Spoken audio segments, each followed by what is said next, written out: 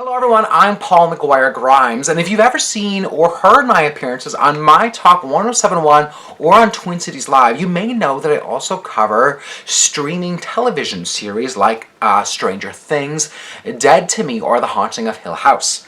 My latest Netflix obsession is Season 2 of Mindhunter, and we've got to talk about it. This is Paul's trip to the movies.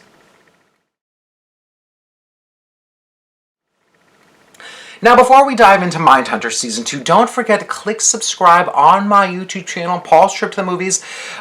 You've got some new movie reviews as well as my appearances on Twin Cities Live.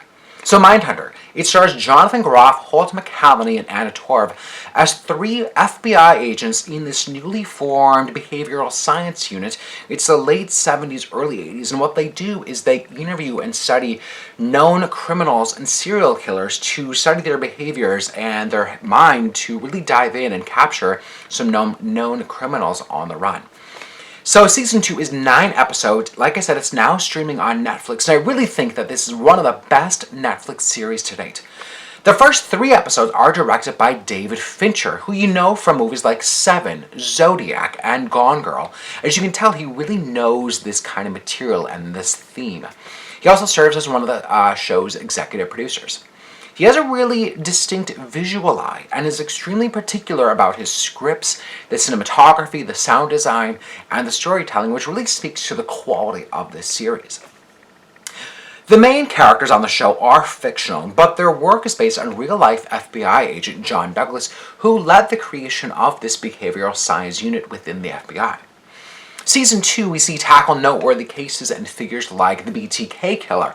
We see Holt McCallany and Jonathan Groff interview David Berkowitz, who's the son of Sam, to hopefully learn more about who the BTK killer really is. We also see them interview Charles Manson, but mainly they're investigating the Atlanta child murders. The writers really pace out these investigations throughout multiple episodes, prolonging the stress and the tension that you feel. It isn't a simple procedural where there's this new killer in every episode.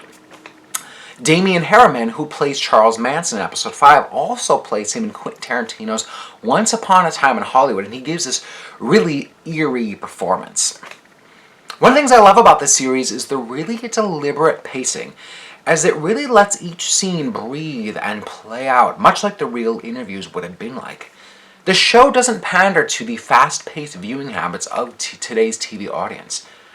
Now, all 3 of the main characters, they really approach their work very differently, which leads to some really terrific ensemble acting between them. There's this silliness that comes from Anna Torv as Wendy Carr. She never loses her temper or becomes this hothead in the interview scenes. She leaves that to Holt McCallany as Bill Tench, who was really put through a ringer this season. We see that Season 2 also explores the personal lives of Bill Tench and Wendy Carr. We see that he is really dealing with this really delicate family matter, and Wendy is exploring a relationship and her sexuality, which she decides to keep a secret. Last but not least is Jonathan Groff as Holden Ford, who is really the most experimental and daring of this triangle. He really has nothing to lose, unlike the other 2. Now, Mindhunter, I think, is bingeable in a different kind of way than the modern-day true crime series or podcast like Making a Murderer or Serial. The episodes don't necessarily end on a cliffhanger, but it's captivating from start to finish, as it really looks back at these notorious serial killers and the effect that this kind of work had on our 3 leads. I think it's one of the very best Netflix shows to date. I'm giving it 5 out of 5 ticket stubs. If you like my review today, click subscribe on my YouTube channel, Paul's Trip to the Movies again. I've got new reviews on movies like Ready or Not or Where'd You Go, Bernadette. Don't forget to follow me on Instagram and Twitter at Paul's Movie Trip.